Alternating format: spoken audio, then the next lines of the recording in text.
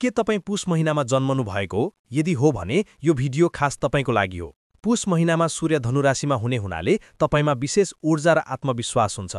तपाईँलाई मनमा एउटा र मुखमा अर्को कुरा गर्न आउँदैन। जे सत्य हो त्यो सिधै मुखमै भन्न सक्ने निडर बानी तपाईँमा हुन्छ।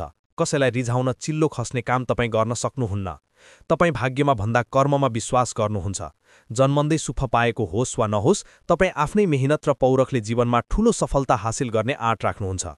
तपाईँ सानोतिनो कुरामा सन्तुष्ट हुनुहुन्न, लक्ष्य सधैँ ठूलो राख्नुहुन्छ।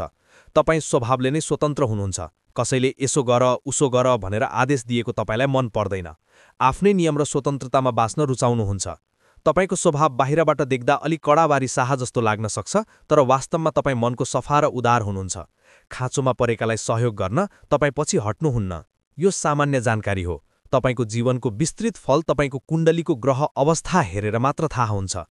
यदि तपाईलाई यो जानकारी उपयोगी लाग्यो भने लाइक, शेयर र फलो गर्न नबिर्सनुहोस्। याद राख्नुहोस्, ग्रहहरूको चालमा लुकेको छ जीवनको रहस्य।